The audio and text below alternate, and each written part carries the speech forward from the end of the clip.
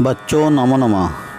आज हम कक्षा सप्तमी की पुस्तक सुरभि के छठे पाठ का अभ्यास करेंगे। बहुत बच्चों का आग्रह था तो मैंने भी सोचा उनको निराश नहीं करना चाहिए। आइए अभ्यास शुरू करते हैं। अभ्यासः पहला, पाठम पठित्वा वदन्तु लिखन्तु च आम अथवा न। पाठ को पढ़कर बोलिए और लिखिए। सही है तो आम, यदि गलत है तो न। पहला, किम काकः वृक्षे वसति स्म। क्या कौवा पेड़ पर रहता था? बिल्कुल सही है, इसलिए हम लिखेंगे आम। दूसरा, किम सैनिकाः सर्पस्य विनाशस्य उपायम अचिन्तयन्। क्या सैनिकों ने सांप के विनाश का उपाय सोचा? नहीं, इसीलिए हम लिखेंगे न। तीसरा है, किम सर्पः कुटीरे वसति स्म। क्या सांप कुटीर में रहता था?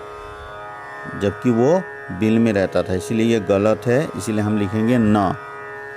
चौथा, किम राजकुमार प्रतिदिनम सरोवरम आगच्छति स्म।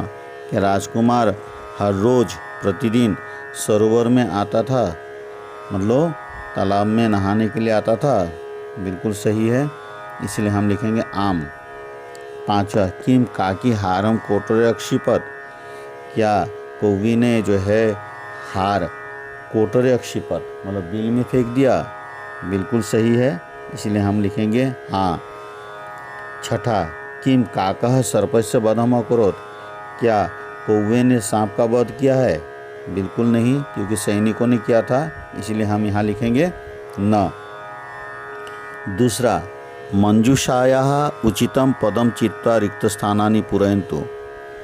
मंजूषा जो दी हुई है उसमें से जो उचित पद है उसको चुन करके, चित्वा चुन करके, रिक्त स्थानानि पूरयन्तु, जो खाली स्थान है, रिक्त स्थान है, उनको भरना है। पहला, एकस्मिन् रिक्त स्थान काकः वसति स्म। कौवा कहाँ रहता था? अर्थात पेड़ पर रहता था, इसीलिए हम यहाँ लिखेंगे वृक्षे। दूसरा, काकः स्वशावकान् रिक्त स्थान पालयति स्म। कौवा अपने बच्चों को कैसे पालता था? स्नेहेन, इसलिए हम यहाँ लिखेंगे स्नेहेन पालयति स्म। तीसरा, सर्पः रिक्त स्थानम अखादत। सर्प किनको खाया? शावकान, इसलिए हम यहाँ लिखेंगे शावकान। चौथा, राजकुमारः सरोवरे रिक्त स्थान प्रतिदिनम आगच्छति। राजकुमार सरोवर में, तालाब में किस लिए आते थे? स्नानाय, इसलिए हम यहाँ लिखेंगे स्नानाय। पांचवा, वस्त्राणि अवतार्य रिक्त स्थान स्थापयति। कपड़ों को उतार कर कहाँ रखते थे? शिलायाम, पत्थर पर, इसलिए हम यहाँ पर लिखेंगे शिलायाम। तीसरा प्रश्न, मंजूषायाः उचितम पर्यायपदम चित्वा लिखन्तु। मंजूषा में से उचित पर्यायपद, पर्यायवाची शब्दों को चुन करके लिखना है। पहला, दृष्ट्वा, इसका पर्यायवाची शब्द है अवलोक्य। दूसरा, लब्ध्वा, इसका है प्राप्य। तीसरा, गृहीत्वा, इसका है नीत्वा। चौथा, सर्पः, इसका है भुजंगः। पांचवा, समीपम, इसका है पार्श्वम। चौथा, एतेषां प्रश्नानाम् उत्तराणि एक पदेन वदन्तु लिखन्तु च।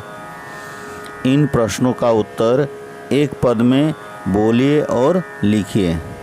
पहला, काकः काकी च कान स्नेहेन पालयति स्म। इसका उत्तर है शावकान। दूसरा, सर्पः कान अखादत। सांप ने किनको खाया? इसका भी उत्तर है शावकान। तीसरा, राजकुमारः कुत्र वस्त्राणि स्थापयति स्म। इसका उत्तर है शिलायाम। चौथा, काकी चंचुआ किम धृत्वा कोटरे अक्षिपत। इसका उत्तर है सर्पम। पांचवा, सैनिकः काम अनुसरन्तः अगच्छन्। इसका उत्तर है काकिम। छठा, सैनिकः कोटरे कम अपश्यन्। इसका उत्तर है सर्पम। पांचवा प्रश्न, एतेषां प्रश्नानाम् उत्तराणि पूर्णवाक्येन वदन्तु लिखन्तु च। इन प्रश्नों का उत्तर पूर्ण वाक्य में बोलिए और लिखिए। पहला, सर्पः शावकान् दृष्ट्वा किम अचिंतयत। सांप ने कौवे के बच्चों को देखकर क्या सोचा।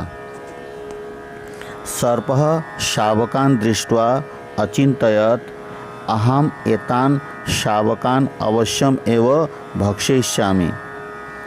दूसरा, कः सर्पस्य विनाशस्य उपायम अचिंतयत। किसने सांप का विनाश का उपाय सोचा।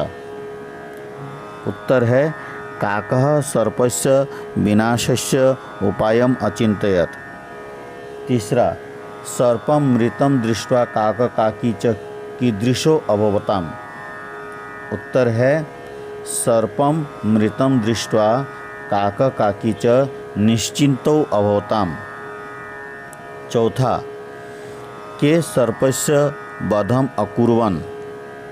उत्तर है सैनिकः सर्पस्य वधम अकुर्वन्। पांचवा, वृक्षस्य कोटरे कः वसति स्म। उत्तर है वृक्षस्य कोटरे सर्पः वसति स्म। प्रश्न छठा, स्थूलपदमाधृत्य प्रश्न निर्माणं कुर्वन्तु। मोटे अक्षर के द्वारा लिखे हुए पदों को आधार मानकर प्रश्न निर्माण करना है। हमने जैसे आपको पहले भी बताया था, कुछ अव्यय है जिनके द्वारा हम प्रश्नवाचक वाक्य बनाते हैं तथा इन सर्वनाम शब्द रूप के द्वारा तीनों लिंगों में वाक्य प्रयोग करते हैं। पहला, काकः काकी च वृक्षे अवसताम। स्थानवाचक होने के कारण सप्तमी विभक्ति का प्रयोग हुआ है वृक्षे में, इसीलिए हम यहाँ पर कुत्र का प्रयोग करेंगे। वाक्य बनेगा काकः काकी च कुत्र अवसताम। यह कुत्र शब्द अव्यय पद है। एक बात का हमें ध्यान रखना है, प्रश्नवाचक वाक्य के अंत में हमें प्रश्नवाचक चिन्ह का प्रयोग अवश्य ही करना है। दूसरा, काकः विलापम कुर्वन्तीम काकिम अपश्यत। यहाँ पर काकिम स्त्रीलिंग का द्वितीय विभक्ति का रूप है, तो इसीलिए हम यहाँ पर किम शब्द रूप का स्त्रीलिंग का द्वितीय विभक्ति का प्रयोग करेंगे, तो वहाँ पर क्या है, काम है। तो वाक्य बनेगा काकः विलापम कुर्वन्तीम काम अपश्यत। तीसरा, राजकुमारः प्रतिदिनं सरोवरम आगच्छति। राजकुमारः, यहाँ पर प्रथमा विभक्ति एक वचन का प्रयोग हुआ है। लिंग देखा जाए तो यहाँ पुल्लिंग का प्रयोग हुआ है, इसीलिए हम किम शब्द रूप का पुल्लिंग प्रथमा एक वचन का प्रयोग करेंगे और उत्तर होगा यहाँ कः प्रतिदिनं सरोवरम आगच्छति। चौथा, काकी हारम अनयत। काकी स्त्रीलिंग प्रथमा एक वचन में है, इसीलिए हम यहाँ पर किम शब्द रूप का प्रयोग करेंगे और स्त्रीलिंग प्रथमा एक वचन में का होगा। वाक्य इस प्रकार बनेगा का हारम अनयत। पांचवा, सैनिकः कोटरे कृष्ण सर्पम अपश्यन्। यहाँ कोटरे स्थानवाचक है, सप्तमी विभक्ति एक वचन का है, इसीलिए हम यहाँ पर भी कुत्र अव्यय पद का प्रयोग करेंगे और वाक्य बनेगा सैनिकः कुत्र कृष्ण सर्पम अपश्यन्। छठा, कृष्ण सर्पम मृतम दृष्ट्वा काक काकी च निश्चिंतो अभवताम। कृष्ण सर्पम मृतम दृष्ट्वा काक काकी, यहाँ कौवा और कौवी दोनों हैं, द्विवचन में हैं, इसीलिए हम पुल्लिंग द्विवचन का प्रयोग करेंगे और यहाँ पर वाक्य बनेगा कृष्ण सर्पम मृतम दृष्ट्वा कौ निश्चिंतो अभवताम। प्रश्न 7वां अधोलिखित वाक्यानि कथाक्रमानुसारेण लिखन्तु। नीचे दिए वाक्यों को कथाक्रम के अनुसार, जिस क्रम में वाक्यों को रखने से कहानी पूरी हो सके उसी क्रम में हमें रखना है। तो यहाँ वाक्य पहले दिए हुए हैं जो सही वाक्य है और यथास्थान उनको हम रखेंगे। तो पहला नीचे जो खाली स्थान दिए हैं उसमें भरेंगे हम वृक्षे काक काकी च वसत स्म। दूसरा है काकः काकी च स्वशावकान् स्नेहेन पालयत स्म। तीसरा है सर्पः शावकान् अखादत्। चौथा है तौ सर्पस्य विनाशस्य उपायम् अचिन्तयताम्। पांचवा है काकी चंचवा हारम धृत्वा सर्पस्य कोटरे अक्षिपत्। छठा है सैनिकाः सर्पस्य वधम् अकुर्वन्। मूल्यात्मकः प्रश्नः। अस्मिन् पाठे काकः स्वपरिवारेण सह स्नेहेन वसति। इस पाठ में कौवा अपने परिवार के साथ प्यार से रहता है। काक काकी च मिलित्वा धैर्येन विवेकेन च समस्यायाः समाधानम अकुरुताम। कौवा और कौवी ने मिल करके धैर्य से और अपनी बुद्धि से समस्यायाः समाधानम अकुरुताम, समस्या का समाधान उन्होंने मिल करके किया। पहला भवन्तः कक्षायां स्वपाठिभिः सह कथम वसन्ति। पहला है आप अपनी कक्षा में सहपाठिभिः सह अपने सहपाठियों के साथ कैसे रहते हैं। दूसरा भवन्तः जीवने आगतानां समस्यानां समाधानं कथं कुर्वन्ति। आपके जीवन में आई हुई समस्याओं का समाधान आप कैसे करते हैं, यह आपको कक्षा में ही बताना है। गतिविधि पाठस्य सहायतया उचित वर्णैः रिक्तस्थानानि पूरयित्वा शब्द निर्माणम कुर्वन्तु। पाठ की सहायता से उचित वर्णों के द्वारा खाली स्थानों को भरकर शब्द निर्माण करिए। जैसे इन्होंने पहले दिया है काकः, उसके बाद को दिया है और उसके बाद खाली स्थान छोड़ दिया है, तो वहाँ हम लिखेंगे कोटरे। उसके बाद शा लिखा है और खाली स्थान छोड़ दिया है, वहाँ पर हम लिखेंगे शावकान। उसके बाद आ लिखा है और खाली स्थान छोड़ दिया है, इसके लिए हम लिखेंगे आगच्छति।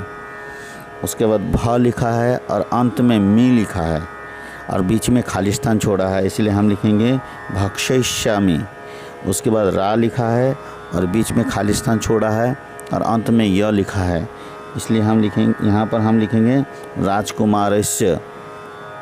उसके बाद दो स्थानों में स्व लिखा है, उसके बाद खाली स्थान छोड़ दिया है, वहाँ पर हम लिखेंगे स्वपरिवारेण।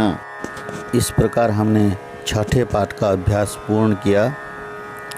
व्याकरण वाला भाग जो है वह हम नहीं करेंगे, क्योंकि वह अगर कक्षा में हो तो बेहतर तरीके से आप समझ पाएंगे, इसलिए हमने इसको छोड़ दिया है।